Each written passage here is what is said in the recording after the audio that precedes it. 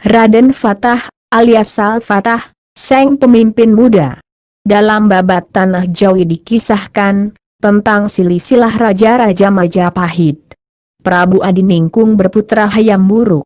Hayam Wuruk berputra Lembu Amisani, patihnya bernama Deming Wular. Lembu Amisani berputra Bratanjung. Bratanjung berputra Raden Alit, setelah menjadi raja bergelar Brawijaya, patihnya Gajah Mada. Sang Prabu Brawijaya beristrikan putri raja dari Campa. Raja Campa ini memiliki dua putri, putri pertama nikah dengan Brawijaya, sementara putri bungsunya menikah dengan Makdum Brahim Asmara, alias Maulana Malik Ibrahim, ayah dari Sunan Ampel. Ini berarti, Prabu Brawijaya, Raja Majapahit, adalah uak dari Sunan Ampel.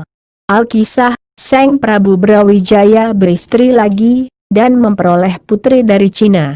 Istri tua dari Cempa sangat kecewa, tidak rela dimadu dengan putri dari Cina. Karena besar kasihnya terhadap istri pertama, Prabu Brawijaya sanggup memulangkan putri Cina itu. Sang raja lalu memanggil Patih Gajah Mada, untuk diutus menyerahkan putri Cina itu kepada Arya Damar. Sebelumnya Jakadilah, yang karena pengabdian dan karyanya bagi Majapahit, Jakadilah diangkat kedudukannya menjadi raja di Palembang, dengan gelar Arya Damar.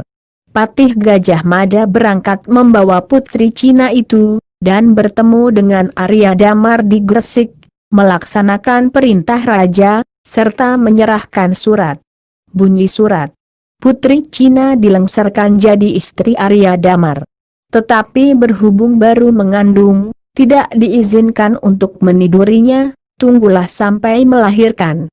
Arya Damar bersedia. Arya Damar segera berangkat, selamat sampai Palembang, lalu menjadi raja.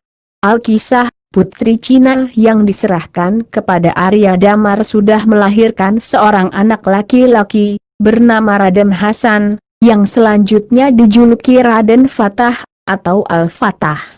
Setelah dewasa, Arya Damar berharap Raden Fatah menggantikannya menjadi Raja Palembang, tetapi Raden Fatah menolaknya. Bersama adiknya, anak Arya Damar, Raden Husen, sepakat pergi meninggalkan Palembang ke Jawa, untuk mengabdi ke Brawijaya di Majapahit, dengan menumpang kapal para saudagar, dan berhenti di Surapringga. Di situ keduanya turun ke darat, berhenti di Ampel Denta.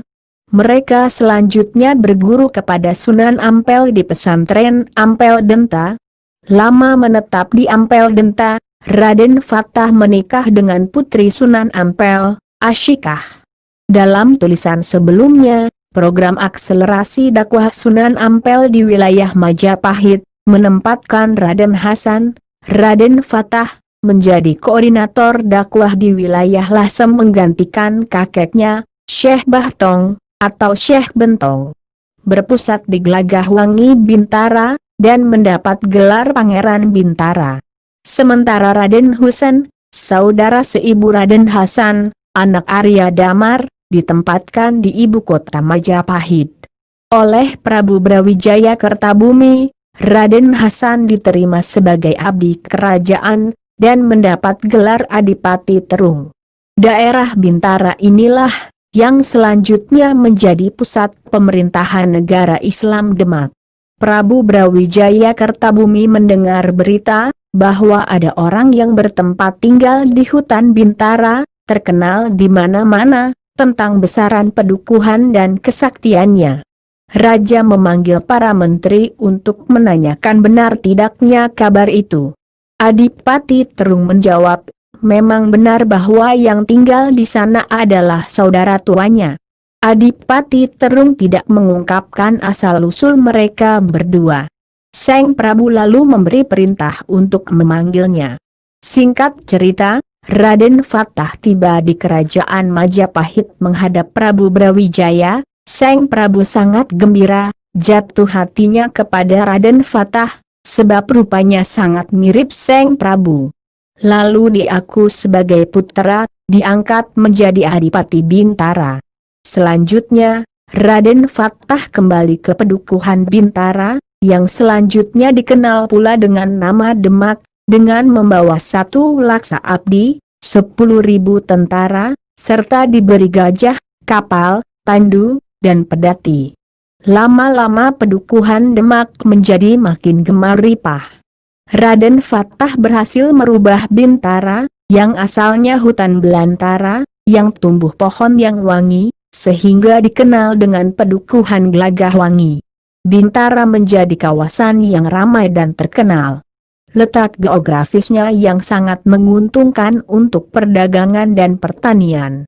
Dari hutan belantara berubah menjadi gudang padi, dan kota pelabuhan, yang berdatangan kapal-kapal dagang yang berlayar, lewat pantai utara Jawa menuju Maluku. Bintara Demak juga menjadi penghubung antara Jawa Tengah dengan Jawa Timur. Seperti dalam Badab Tanah Jawi.